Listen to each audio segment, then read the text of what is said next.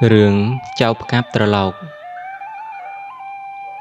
Kaal pi pre ní miên sẽ thấy bà đầy bà bún miên côn cổ mông mùi nẹ rụp chóm lọ nè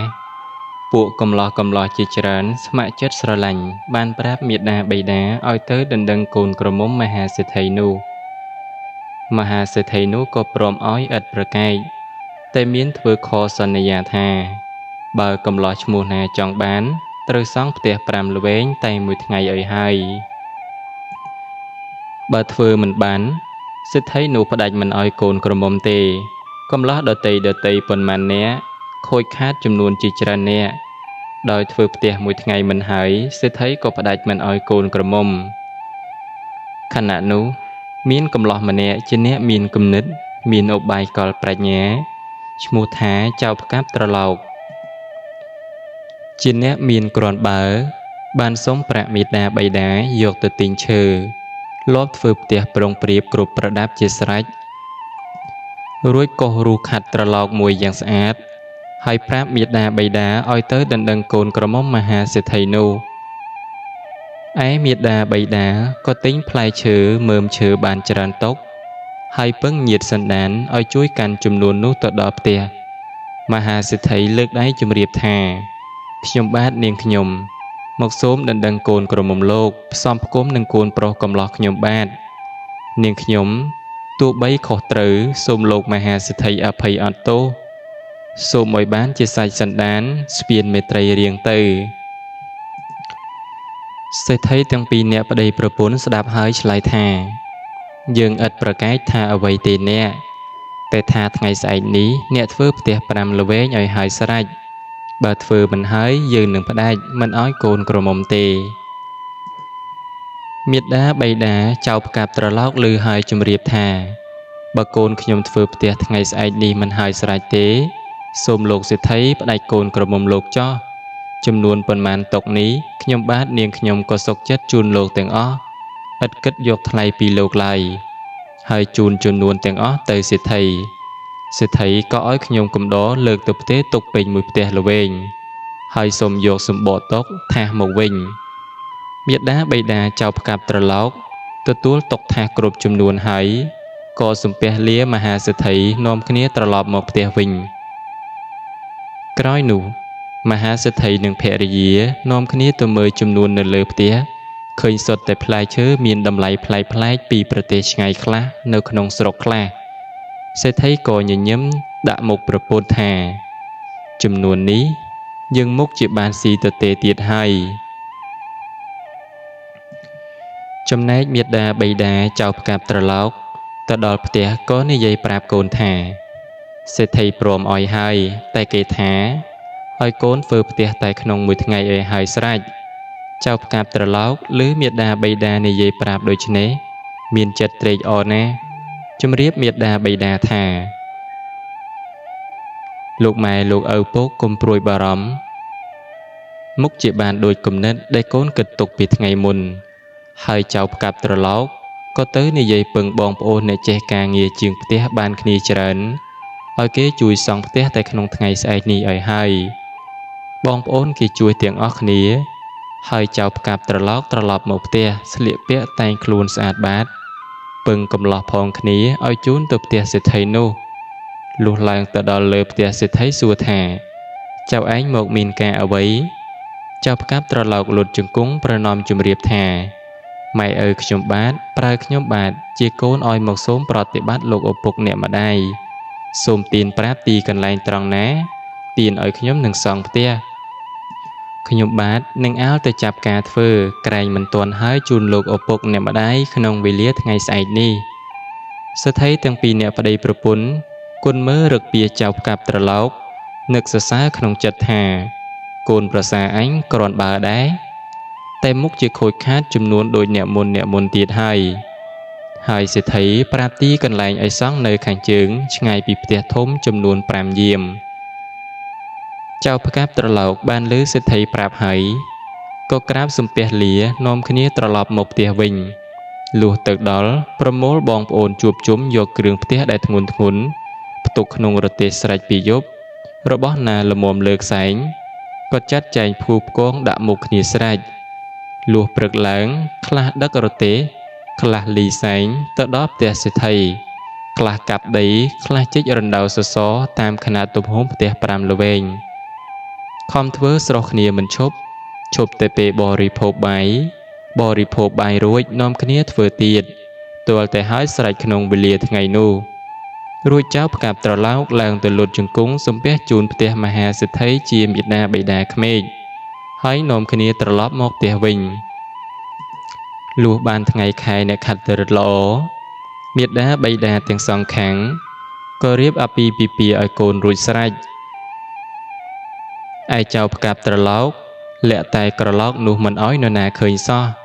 ដល់ពេលយប់រៀបសែនផ្សំដំណេករួចហើយក៏ដេកក្នុងផ្ទះជាមួយគ្នាចៅផ្កាប់ត្រឡោកយកត្រឡោកនោះទុកគ្របពីលើស្វារួចស្លៀកសំពត់ចងក្បិនប្រយ័ត្នមិនឲ្យត្រឡោកធ្លាក់បានហើយដេកឃ្លាតពីភរិយាធ្វើកិរិយាសង្ងំមិនបានប៉ះពាល់ដល់ចុងដៃចុងជើងភរិយានោះឡើយប្រើឧបាយយ៉ាងនេះអត់ធន់បាន3យប់ក្រោយទៀតនាងភរិយានោះរសាប់រសល់ខ្វល់ចិត្តគិតសង្ស័យថាប្តីអញនេះដេកជាមួយគ្នាយូរយប់ហើយគាត់ធ្វើប្រងើយកន្តាយហាក់ដូចជាគ្មានត្រូវការនឹងអញសោះប្រហែលគាត់ជាខ្ទើយឬខ្សៃលឹងគិតក្នុងចិត្តដូចនេះហើយក៏ចង់ដឹងប្រថុយលបលោកស្ទាបមើលឲ្យច្បាស់ចៅផ្កាប់ត្រឡោកដេកពុំលក់ទេតែធ្វើជាស្រមុកខុលនាងប្រពន្ធនោះលោកដៃស្ទាបត្រង់ស្វះនោះពាល់ទៅលើត្រឡោកផ្កាប់រលីងរនិលដកដៃមកវិញគិតថាប្តីអញនេះនឹកថាខ្ទើយខ្សៃលឹងក៏មិនមែនសន្តានហាក់ដូចជាភេទស្រីតែពោះគ្មានប្រឡាយមកគួរឲ្យឆ្ងល់លុះព្រឹកឡើងសឹបប្រាប់ម្ដាយតាមដំណើរដែលលបស្ទាបប្តីសពគ្រប់ម្ដាយឮហើយដកដង្ហើមធំថាអោកូនអើយបានប្តីអ្វីក៏មិនដូចបរោះទាំងពួងហើយនឹកបន្ទោសកូនប្រសាប្រុសនោះថាបើវាគ្មានប្រដាប់ដូចប្រុសទាំងពួងទេហេតុម្ដេចក៏ស្រឡាញ់កូនអញម្លេះ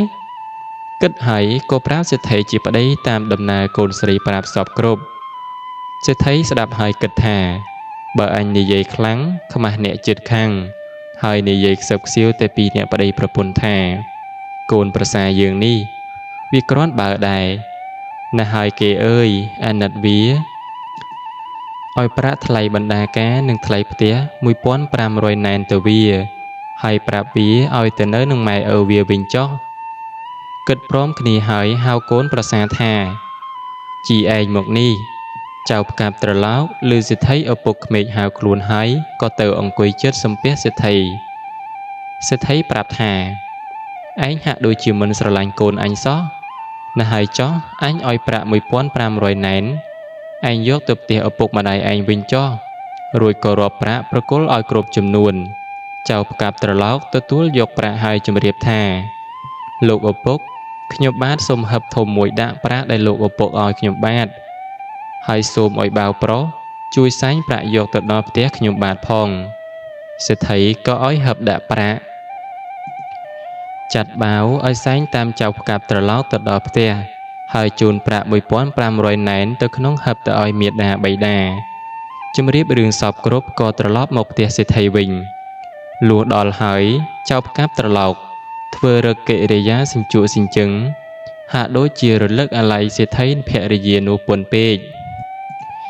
សេដ្ឋីឃើញហើយសួរថាឯងអញឲ្យប្រាក់ទៅផ្ទះម៉ែឪឯងវិញហើយម្ដេចក៏មិនទៅចៅផ្កាប់ត្រឡោកឆ្លើយជម្រាបសេដ្ឋីថាខ្ញុំបាទរលឹកអាល័យលោកម៉ែលោកពុកនិងនាងជាភរិយាខ្លាំងណាស់សូមនៅទទួលទានតំណែងតែមួយយប់នេះទៀតព្រឹកឡើងខ្ញុំបាទសូមប្រតិបត្តិលាទៅផ្ទះវិញសេដ្ឋីប្តីប្រពន្ធនិយាយគ្នាថាយើងឲ្យវាដេកមួយយប់ទៀតចុះវាមិនទាន់ជាអ្វីនឹងទេដូចជាដេកជាមួយនឹងប្រុសផងគ្នាលុះពេលយប់បរិភោគបាយរួចចៅផ្កាប់ត្រឡោកក៏ចូលទៅដេកជាមួយនឹងភរិយាត្រឡោកនៅផ្កាប់ដដែលដល់យប់ជ្រៅនាងភរិយាគិតថាស្អែកនេះប្តីអញទៅផ្ទះគាត់វិញហើយអញចង់ស្ទាបសង្កេតឲ្យច្បាស់ឯចៅផ្កាប់ត្រឡោកដេកផ្ងាដេកពុំលក់ព្រោះកើតដំរេកខ្លាំងដូចជាគេទូលត្រឡោកនាងភរិយានោះលោកដៃទៅប៉ះត្រឡោកធ្លាក់ឮសូរតែខ្វក់ ចៅផ្កាប់ត្រឡោកងាកផាំងចូលទៅរួមរស់នឹងនាងភរិយានោះដោយកម្លាំងដ៏ខ្លាំងក្លាលុះព្រឹកឡើងនាងនោះនិយាយជម្រាបម្ដាយថាម៉ែអើយបើប្តីខ្ញុំលាទៅផ្ទះវិញសូមម៉ែអាណិតកូនខាត់គាត់កុំឲ្យទៅមាតាសង្ស័យណាស់សួរកូននិយាយខ្សឹបជម្រាបមាតាថាម៉ែប្តីខ្ញុំគាត់មានប្រដាប់ដូចប្រុសទាំងពួងមិនមែនជាខ្ទើយទេម្ដាយដឹងចិត្តកូនក៏ខ្សឹបជម្រាបសេដ្ឋីជាប្តីដោយស្ងាត់ថាកូនយើងទាំងពីរវាត្រូវចិត្តគ្នាវាហើយសេដ្ឋីឮភរិយានិយាយប្រាប់រឿងកូនសពគ្រប់ក៏តបថាកាលមុនឯងនិយាយប្រាប់អញក៏ជឿពិតមែនអញបានសងថ្លៃបណ្ដាការនិងថ្លៃផ្ទះ 1500 ណែនឲ្យទៅវាឥឡូវថាកូនប្រសារយើងមានប្រដាប់ដូចបរោះទាំងពួងណាស់ហើយចុះគេអើយបើត្រូវចិត្តគ្នាវាហើយប្រាក់ដែលយើងឲ្យកូនប្រសារនោះដូចជាឲ្យកូនយើងទេប្តីប្រពន្ធវាមានក្រជាមួយគ្នាចោះហើយសេដ្ឋីក៏ស្ងៀមស្ងាត់រាប់អានជាកូនតរៀងទៅលុះដល់សេដ្ឋីនិងភរិយាចាស់ជរាទទួលមរណភាពទៅស្ដេចក្នុងព្រះនគរទ្រង់ព្រះមេត្តាប្រោសតាំងចៅផ្កាប់ត្រឡោកនិងភរិយាឲ្យធ្វើជាសេដ្ឋីតាំងមាតាបិតាលួអស់ជីវិត